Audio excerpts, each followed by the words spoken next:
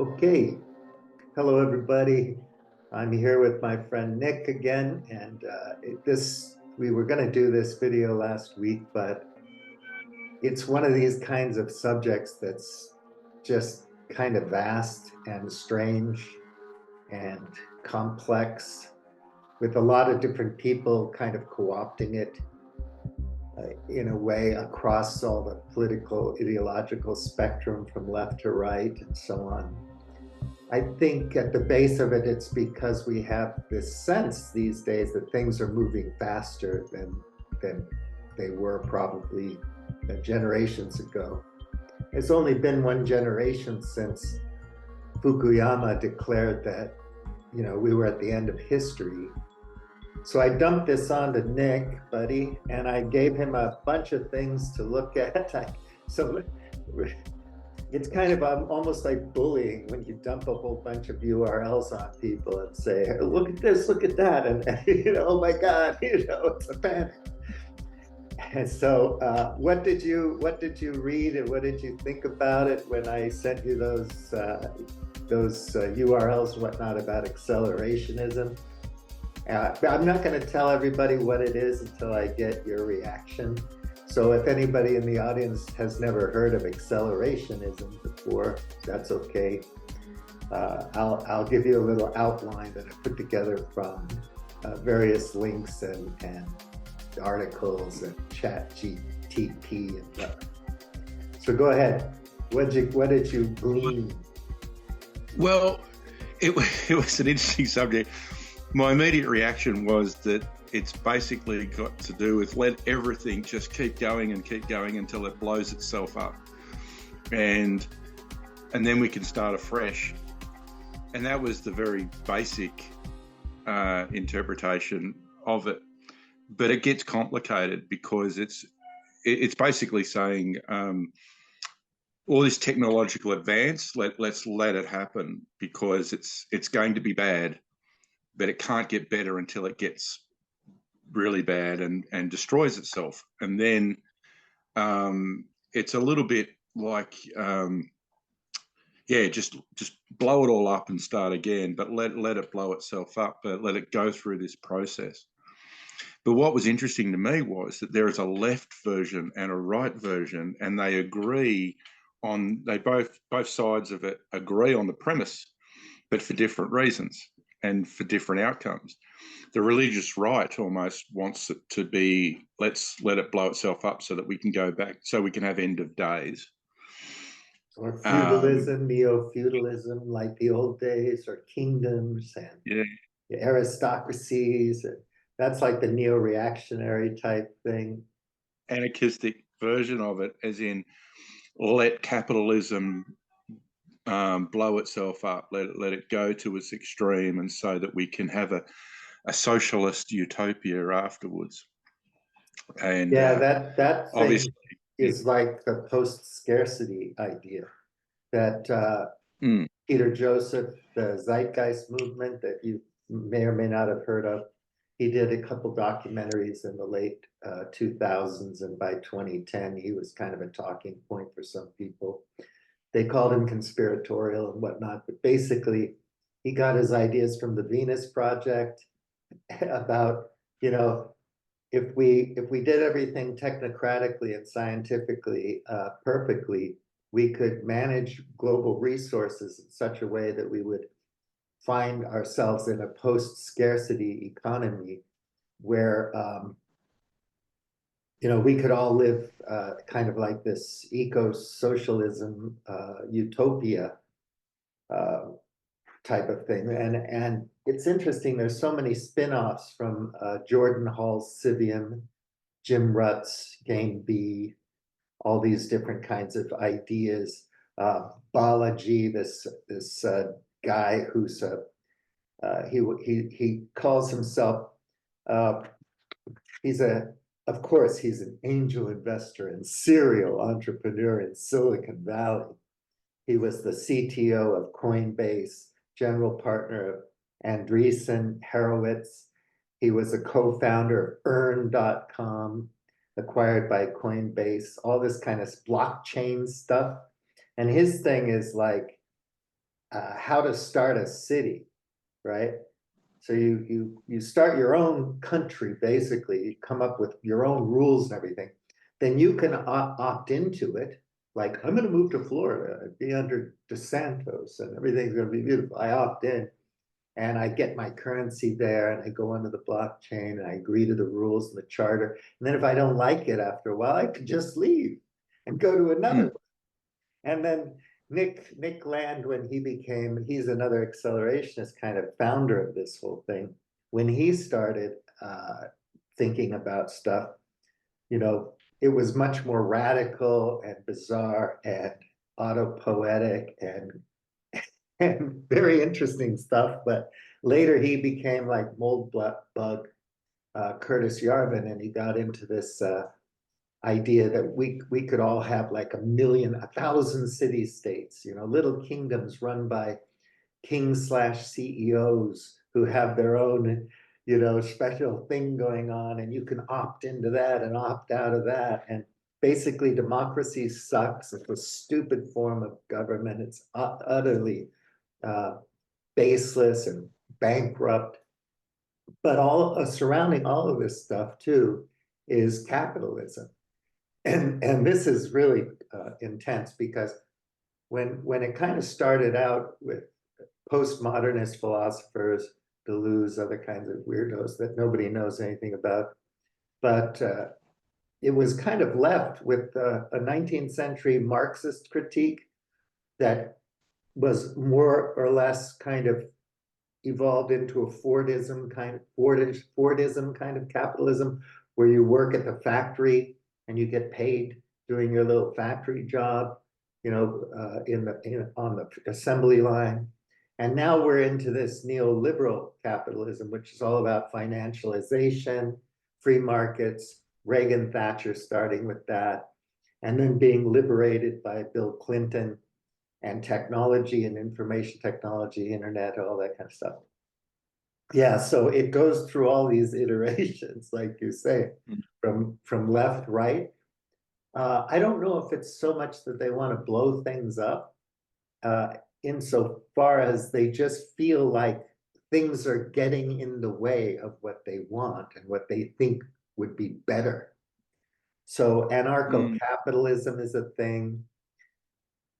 And then there's this great book, Capitalist Realism by Mark Fisher, he's no longer with us, but he's really brilliant. And that's like a must read in the left side of this left capitalism. I also gave you that manifesto from a left capitalist thing. Did you read that?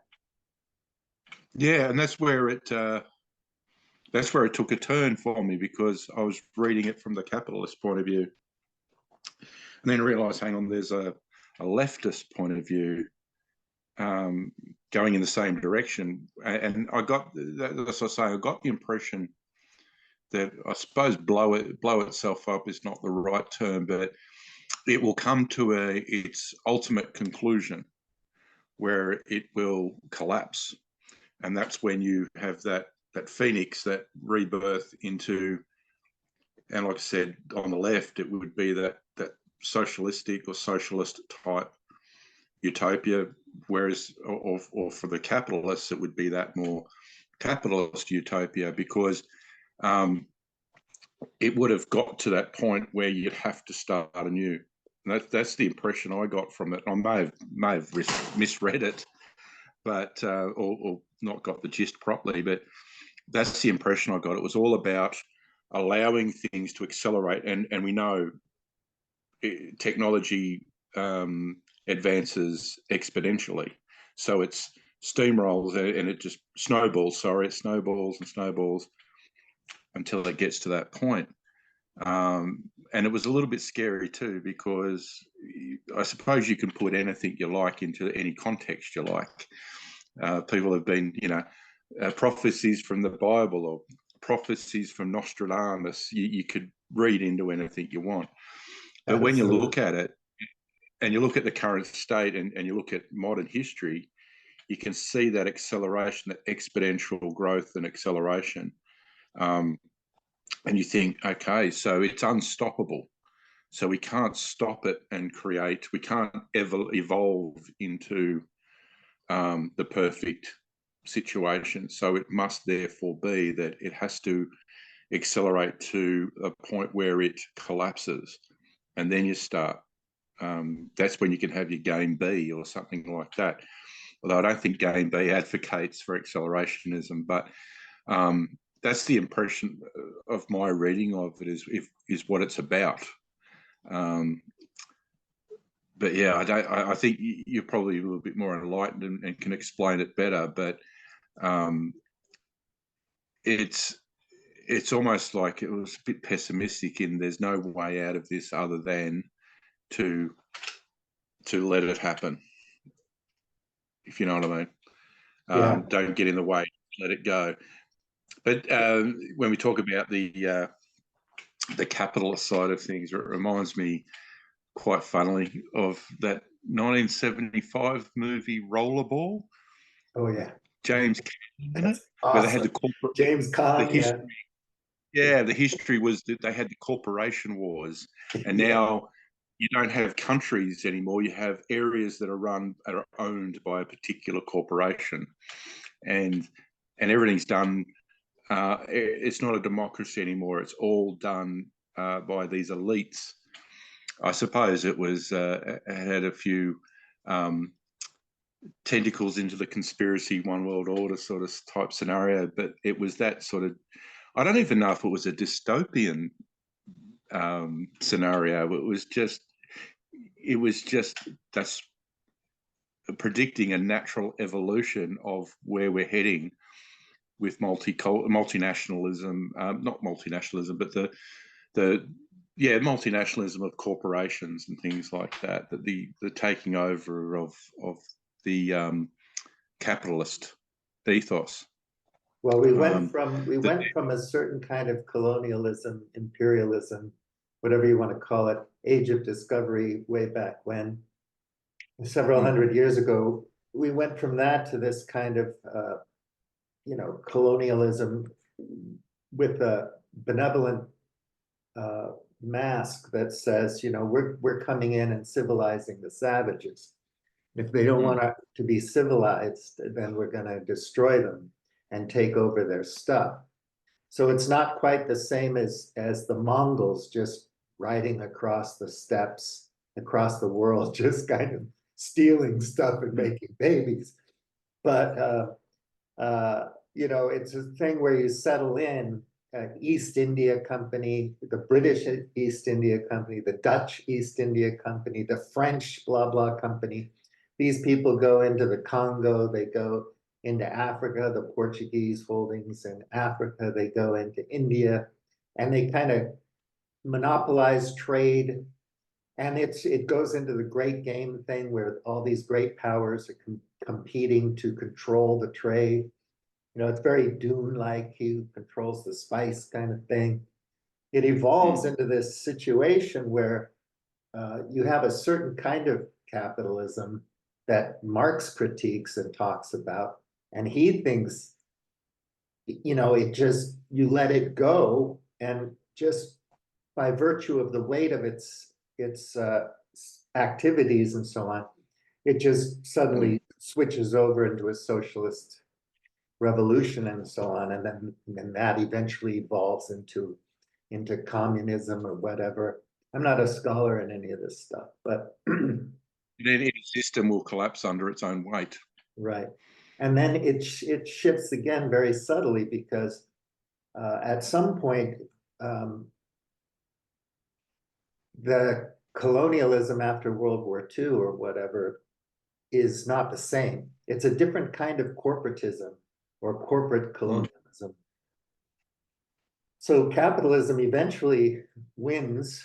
China is capitalism with Chinese characteristics. The whole world is capitalist.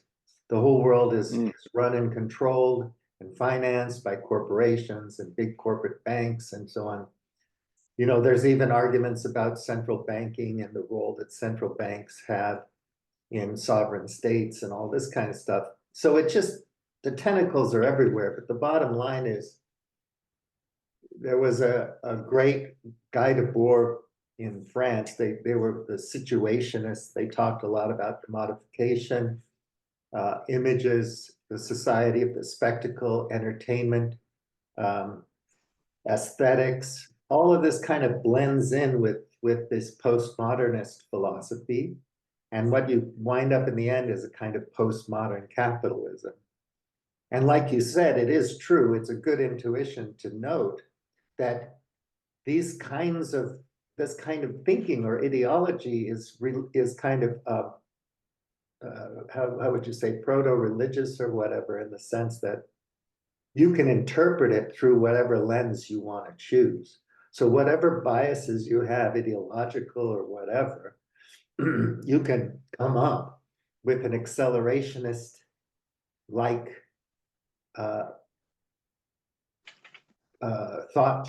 train of thought, Yeah. that fits right into your thing. Like, we've got to have this war in the Middle East because we've got to rebuild the temple, and then everything will be destroyed, and then this new thing will come along.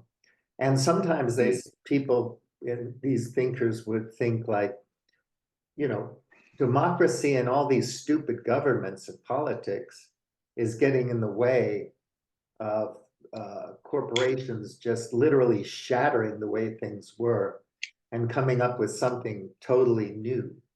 But the critique of this comes in when you think that nothing really new is happening. There's no more modernity. There's no more teleology. There's no more direction. There's no more true belief systems.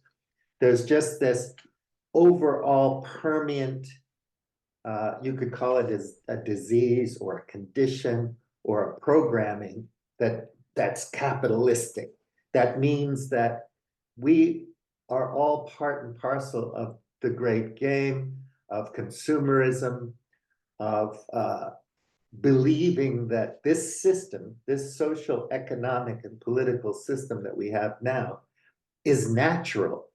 It's just human nature. It's just, and Nick Land would even talk about, it infected our world from an outer space, from some kind of logic in physics or whatever, hundreds of years ago, and then it just evolved into this thing, and we have to get out of the way and let it do what it's going to do. And at the end of the day, human beings don't matter. We're just a step in the evolution of this thing, and it's going to just pop out and emerge. And it might be that we're all robots or whatever. It blows my mind, because when I think about some of the things these people say, I'm thinking, well, dude, your computers and stuff can't exist on a planet that's 4 degrees above, the industrial baseline. There's just no scenario where this technology happens. So then you have great simplification stuff like accelerationism towards degrowth, towards environmental justice. You can go in any direction you want to go. I think the end of it, though, fascinating. Go ahead, yeah. I think that the end of it, though, whichever way you look at it, leads to the loss of self-autonomy.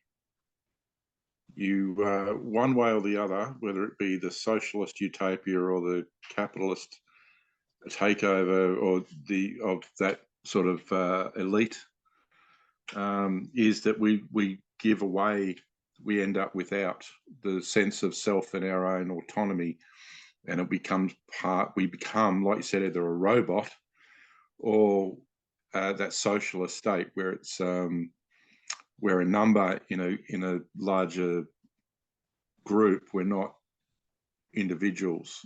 We don't have that freedom anymore. We acquiesce to the new system. That's the feeling I get. It doesn't matter whether it's an acceleration for the capitalist or on the left. It's just we lose our autonomy. Well, there's no left, according to this philosophy. Mostly Land and Fisher and other people that were key figures in this thing I don't have them all at the tip of my tongue. But uh, you know, basically the left died a long time ago, so there really hasn't been any opportunity or any reality of any kind of uh, true socialism or whatever you know, however you But I define think it, if you've studied it. the impression, We're totally into this milieu of of of capitalism, period, full stop. That's the operating system globally, and there's really yeah, no sense of it anymore. During the 60s, when the postmodernist philosophers came in, this whole thing started to disintegrate. So what happens is we're distracted by all these things, and we think they're real things, and we ponder them and we educate ourselves, and by doing this we pacify ourselves. So yeah, the idea of having autonomy or freedom or, you know, individualism in a true sense is already gone because we've been pacified by this yeah. milieu, this culture. But that's what I say. Like at the end of it, the new order, if I can say after the end point of accelerationism, the new order, whether it be a socialist utopia or whether it be a capitalist utopia, either way, the average person has lost their autonomy completely. We've given away our freedom, and we become an ant in the ant farm, run by a select few who actually have the power, whether it be socialist because it's all about that socialist ethos, or whether it be that more imperialist feudal situation as you described, where um, uh, we become what's the word for it? Minions, I suppose. Yeah, Fisher talks about that movie Wall-E. Did you ever see that? It's No, a Pixar cartoon.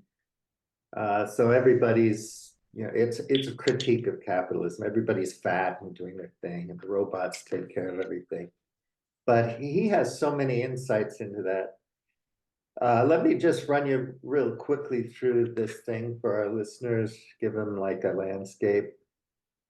So um, we've pretty much covered that. So there's a left accelerationism, and leaders of that are Mark Fisher, Alex Williams, Nick Cernicek, Manifesto for an Accelerationist Politics that I sent you. People can read that. And a lot of people critique that as saying, well, there's nothing really practical in there about anything. No, it's just a manifesto. That's all it is. And there is no sense that there's going to be a revolution. There's a sense that you just let go and let everything happen as fast as possible. So forget about regulation, forget about a socialist revolution, because even in a kind of going way beyond Marx, capitalism won already. Just let it do what it's got to do and come what may. But a lot of people worry that come what may means we lose our humanity. We lose all these things that are important for us as human beings, as real human beings, right? And this is scary. So whether it's Huxley or, you know, 1984 or something, however you want to couch it, and you have to look at the context of whatever it is you're talking about and place it in the context so there's meaning there. In some ways, we're walking through a museum where everything's already been co-opted by the market. So it's not even, none of it's really even real. There's nothing to believe in, which gives a lot of people that uh, sense that, you know, I got to be trad again. I got to have a wife in the kitchen, trad wives. I've got to be some kind of a religious something or another. You know, Christians in the UK, Episcopalians becoming Muslims because it actually makes more sense to them after they've looked into it, whatever it is. And the meaning crisis and all the things we've touched on before. So left accelerationism, blah, blah, blah. And it critiques the limitations of capitalism, envisions using technological acceleration to push beyond capitalism's constraints. So Nick Land left the University of Warwick, where he was with this cybernetic culture research unit thing, doing this crazy stuff and doing a lot of drugs and getting drunk and writing a whole bunch of really indecipherable stuff. He finally he kind of lost it with all the drugs and everything, and he just went to Shanghai, and he said, "Oh, China is accelerationist. They're all about the future. They build on it. They print the money. They do it. You know, technology transfer, foreign directed investment, labor arbitrage, the factory of the world, go as fast as possible." You know, like I said before, when I was going to Shanghai in the 90s, I'd fly into Hongqiao airport, look out the window, and there were thousands of cranes as far as the eye could see, thousands of them, building everything. And I was in this, I forgot the name of it, I say this expat apartment near the Guojiwanzhou Zhongxin, which is the international tennis center in the old part of Shanghai French Concession. And they were building a highway, and it was like time lapse. I'd look out the window, and every morning when I woke up, it's just going, it's building down, you know? So I can understand why Nick thought China is like accelerationist, you know? And of course, America's really worried about it now because like they've leapfrogged us. Oh no, we got to get back to the great game. We got to be the winners. We've got to be in control